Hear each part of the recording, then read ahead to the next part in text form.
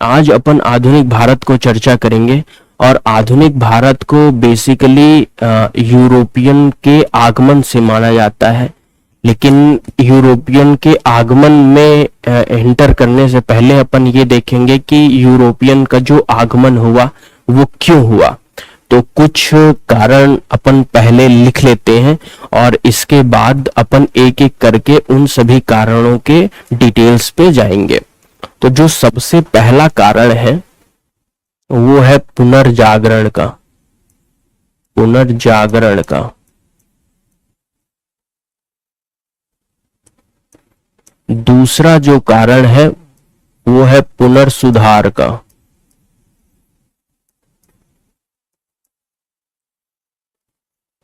यानी रेनाइसेंस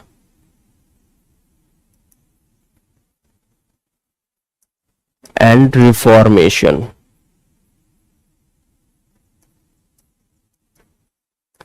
जो तीसरा कारण है वो है अंतरराष्ट्रीय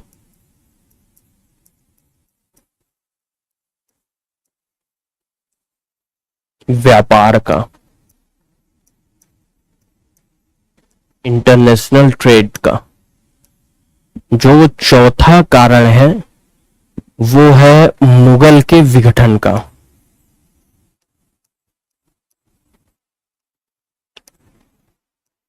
मुगल के विघटन का।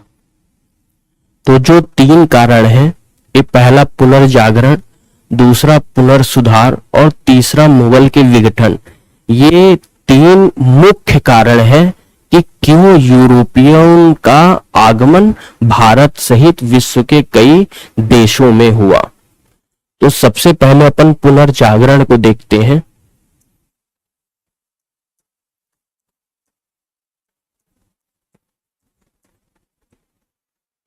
तो पुनर्जागरण, जैसा कि आप शब्द देख रहे हैं, तो इसमें पुनर जो शब्द है वो एक प्रीफिक्स के रूप में मुख्य वर्ड के साथ जुड़ा हुआ है।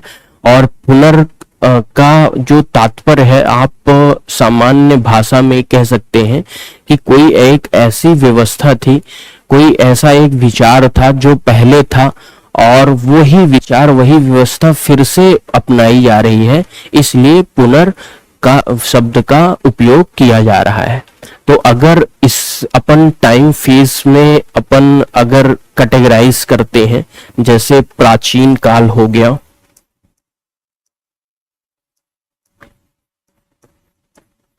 प्राचीन काल हो गया, दूसरा हो गया मध्यकाल,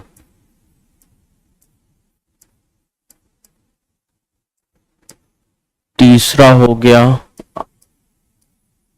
आधुनिक काल, आधुनिक काल।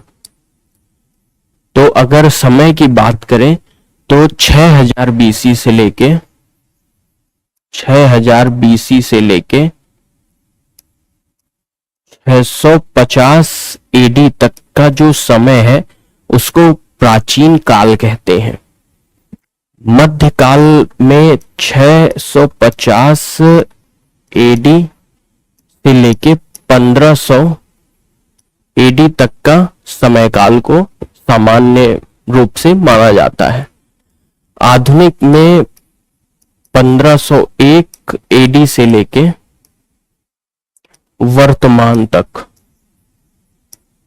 के समय को माना जाता है। तो प्राचीन काल में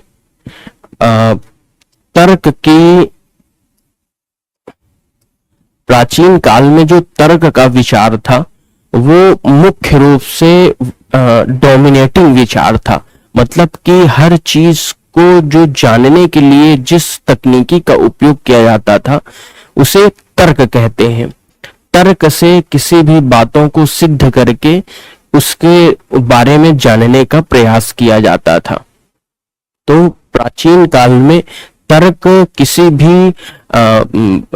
किसी भी चीज के बारे में जानने के लिए एक उपकरण के रूप में उपयोग किया जाता था और इसे इस भौतिक जगत और पराभौतिक जगत दोनों के बारे में जानने के लिए तर्क का उपयोग किया जाता था। लेकिन मध्यकाल में जो तर्क के स्थान पर उपयोग किया जाने लगा उसे कहा गया धर्म, और धर्म के द्वारा हर चीज को डिफाइन किया जाने लगा, हर चीज को परिभाषित किया जाने लगा। धर्म के द्वारा हर चीज के बारे में जानने की कोशिश की गई, चाहे वो भौतिक जगत हो या पराभौतिक जगत हो। लेकिन आधुनिक काल में कुछ ऐसी घटनाएं हुई कि फिर से धर्म के स्थान पर तर्क को प्रधानता दी गई और तर्क के द्वारा इस भौतिक जगत और पराभौतिक जगत के बारे में जानकारी इकट्ठा की जाने लगी, जो केवल तर्क के आधार पर थी। तो सब प्राचीन काल में तर्क की प्रधानता थी,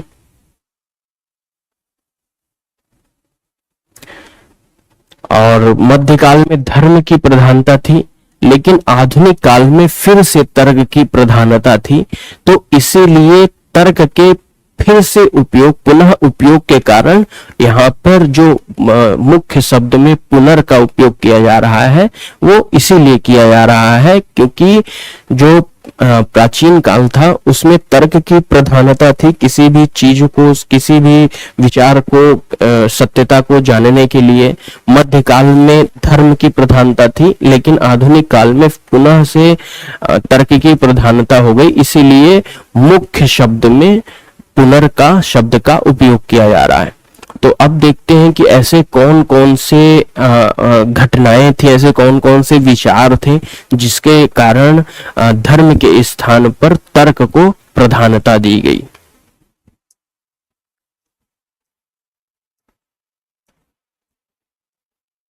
तर्क प्रधानता क्यों? तो इसमें जो सबसे पहला रीजन है वो है कि जो तर्क की विचारधारा है, यानी विचारधारा, जो धर्म की विचारधारा है,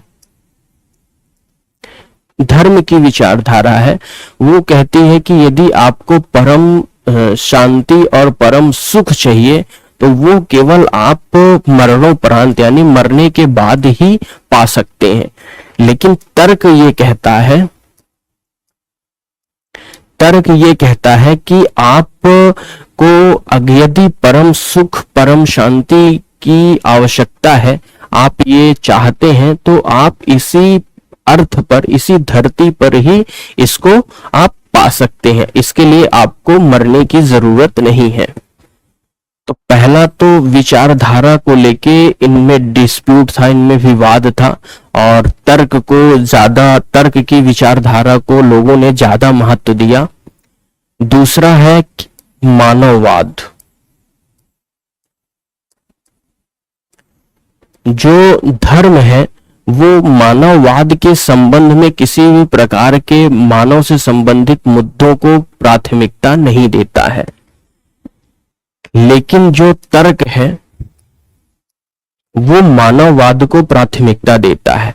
और मानववाद के संबंध में ये तर्क मानव से संबंधित समस्याएं, मानव से संबंधित समस्याओं के समाधान, मानव की महत्व को भी स्वीकार करता है।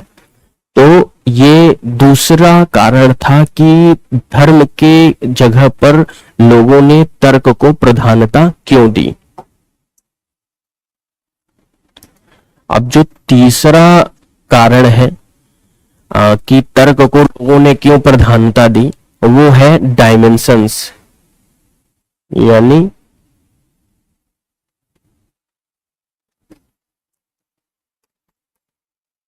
विभिन्न क्षेत्र। जो धर्म है, धर्म का केवल एक ही क्षेत्र है और वो है स्वयं धर्म। लेकिन जब तर्क की अपन बात करते हैं तो तर्क के कई अपने क्षेत्र हैं और इन क्षेत्रों में आता है जैसे कि कला हो गया, संस्कृति हो गई, संस्कृति हो गई, तीसरा विज्ञान हो गया, चौथा साहित्य हो गया, दर्शन हो गया, और भी बहुत से ऐसे क्षेत्र हैं जो जिनको तर्क अपने में शामिल करता है। यानी तर्क के कई क्षेत्र हो गए, यानी कला हो गया, संस्कृति हो गई, विज्ञान हो गया, साहित्य हो गया, दर्शन हो गया। तो इन क्षेत्र से जुड़े हुए लोगों को भी तर्क ने आकर्षित किया, लेकिन धर्म का केवल एक ही क्षेत्र था, धर्म। तो यहां भी ये तीसरी वजह थी कि तर्क को प्रधानता क्यों दी गई। जो चौथा कारण था वो था सामंतवाद की समाप्ति। सामंतवाद की समाप्ति। सामंतवाद की समाप्ति के कारण जो लोग थे वो उन्होंने अपने स्वतंत्रता का अनुभव किया, और स्वतंत्रता के अनुभव के कारण ही वो विभिन्न क्षेत्रों में अपने कार्यों को आगे अग्रेसित किया। तो ये चौथा कारण था कि तर्क को लोगों ने प्रधानता क्यों दी। अब जो रेनाइसेंस यानी पुनर्जागरण की शुरुआत हुई वो इटली से हुई। तो ये देखते हैं कि आखिर इसकी शुरुआत इटली से ही क्यों हुई।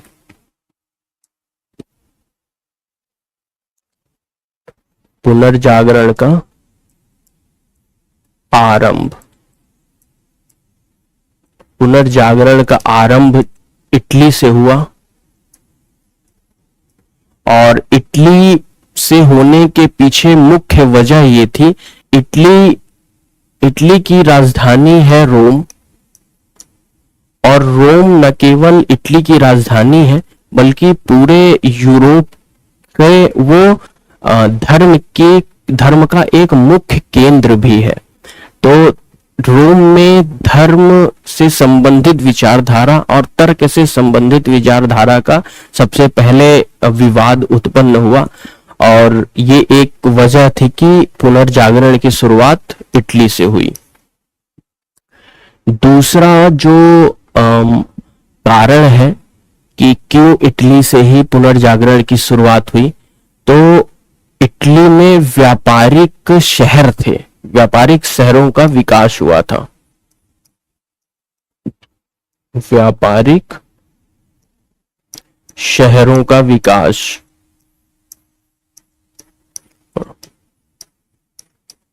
तो व्यापारिक शहरों के विकास के कारण भी जो पुनर्जागरण है वो हुआ, क्योंकि जो व्यापार है, व्यापार की जो विचारधारा है वो तर्क पर आधारित है।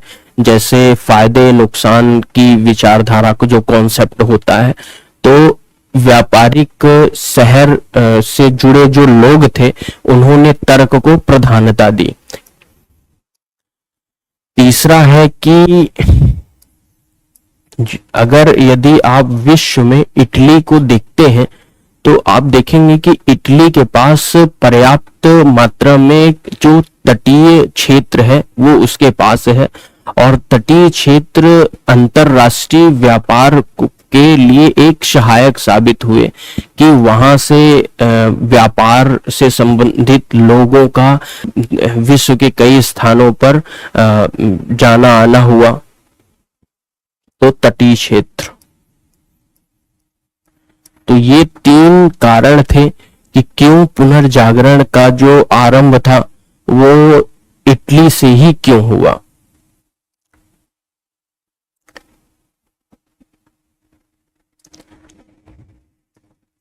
और इनसे व्यापारिक शहरों के विकास, तटीय क्षेत्र के कारण यूरोपियों का आगमन हुआ है। यूरोपियों का आगमन हुआ। तो पुनर्जागरण एक महत्वपूर्ण कारण था कि क्यों यूरोपियों का आगमन विश्व के कई भागों में हुआ। तो जिनमें पहला है पुनर्जागरण, दूसरा कारण है पुनर्सुधार।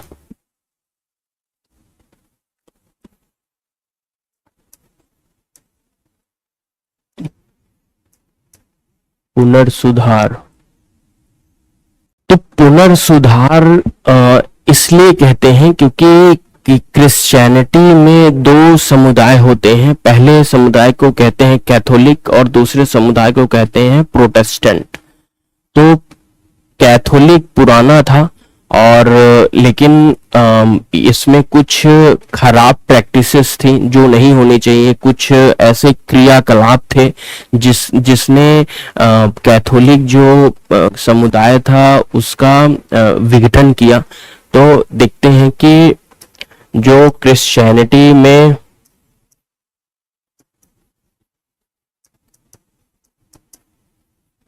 दो कम्युनिटी थी, पहली को कहते हैं कैथोलिक और दूसरी कम्युनिटी को कहते हैं प्रोटेस्टेंट। तो कैथोलिक कम्युनिटीज में कुछ खराब प्रैक्टिसेस यानी क्रियाकलाप किए जाते थे जिसके वजह से कैथोलिक कम्युनिटी का विघटन हुआ। लेकिन कैथोलिक कम्युनिटी एक पुरानी कम्युनिटी है क्रिश्चियनिटी की और ये काफी प्रसिद्ध थी। तो देखते हैं कि ऐसी कौन कौन सी खराब प्रैक्टिसेस थे यानी क्रियाकलाप थे जिसने कैथोलिक कम्युनिटी को का विघटन करने में मदद की।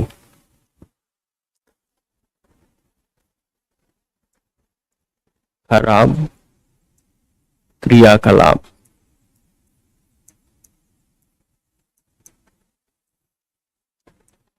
तो सबसे पहला जो क्रियाकलाप था वो चर्च इविल्स का था यानी चर्च की बुराई का था।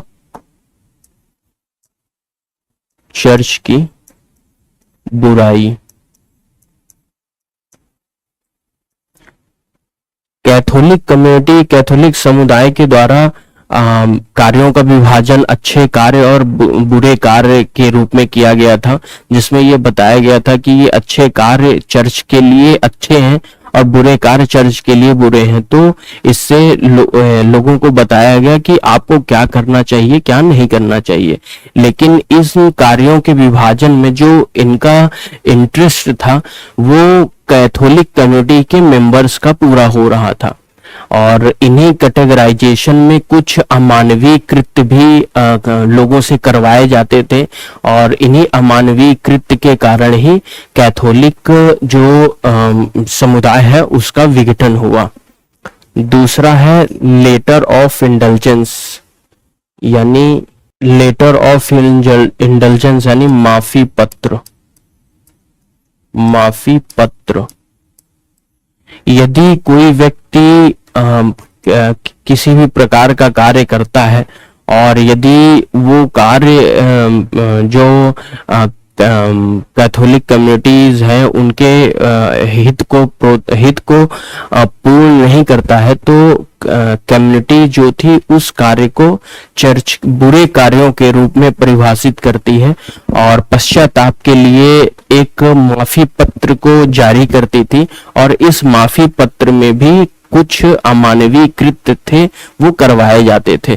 तो ये दो कारण मुख्य थे जिसके वजह से कैथोलिक जो कम्युनिटी थी उसका विघटन हुआ। अब देखते हैं कि कैथोलिक कम्युनिटी का अगर विघटन हुआ था तो ऐसी कौन सी कम्युनिटी थी जो उस समय सुप्रसिद्ध थी। तो वो कम्युनिटी थी प्रोटेस्टेंट की। जो प्रोटेस्टेंट कम्युनिटीज का विकास हुआ उसके जो मुख्य नेता थे उसके जो मुख्य नेतृत्वकर्ता थे उन्हें कहा गया मार्टिन लूथर। मार्टिन लूथर जो थे वो प्रोटेस्टेंट कम्युनिटी के मुख्य नेतृत्वकर्ता थे और प्रोटेस्टेंट कम्युनिटी का जो प्रसार हुआ वो बहुत ही तीव्र गति से हुआ था और तीव्र गति के प्रसार के पीछे कुछ वजह थी। जैसे इन्होंने स्थानीय भाषा को अपनाया अपने प्रोटेस्टेंट कम्युनिटी की विचारधारा के प्रसार के लिए यानी स्थानीय भाषा का उपयोग।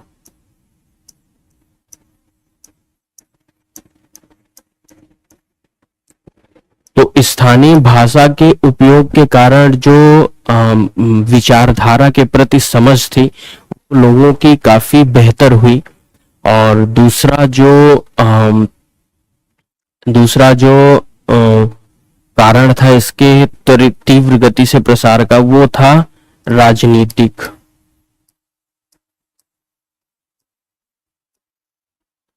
तो राजनीतिक में एक किंग हेनरी 8 थी, तो इन्होंने प्रोटेस्टेंट कम्युनिटी को अपना समर्थन दिया। और जो दूसरा राजनीतिक समर्थन था वो था क्वीन एलिजाबेथ के द्वारा, क्वीन एलिजाबेथ। तो क्वीन एलिजाबेथ ने अपनी स्वतंत्रता घोषित कर दी थी कैथोलिक कम्युनिटी से, और प्रोटेस्टेंट कम्युनिटी को क्वीन एलिजाबेथ ने सपोर्ट किया था। और जो कैथोलिक कम्युनिटी के विघटन में एक और अन्य कारण था वो था राजनीतिक कारण। और क्योंकि उस समय के जो राजनेता थे उन्होंने कैथोलिक कम्युनिटी को अपने इतना समर्थन नहीं दिया था। तो अब देखते हैं कि यदि जो कैथोलिक कम्युनिटी है उसका विघटन हुआ और जो प्रोटेस्टेंट कम्युनिटी है उसकी प्रसिद्धि हुई, तो इन दोनों के बीच में जो धार्मिक युद्ध थे वो उसकी शुरुआत हुई, यानी कैथोलिक और प्रोटेस्टेंट। तो इनके बीच में धार्मिक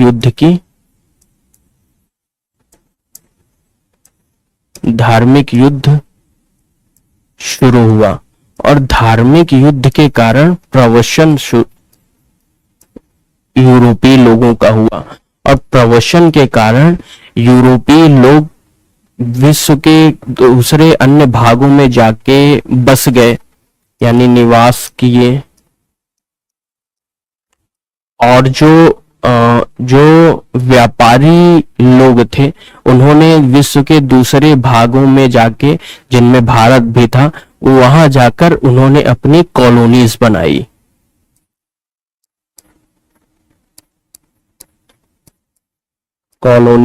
या उपनिवेश बनाया। और निवास करने और कॉलोनी बनाने के कारण ही यूरोपियन का आगमन हुआ भारत सहित विश्व के अन्य देशों में। यूरोपीय आगमन हुआ। तो यूरोपीय आगमन के कारणों में अपन दो कारणों को देख लिए हैं। पहला है पुनर्जागरण, दूसरा है पुनर्सुधार।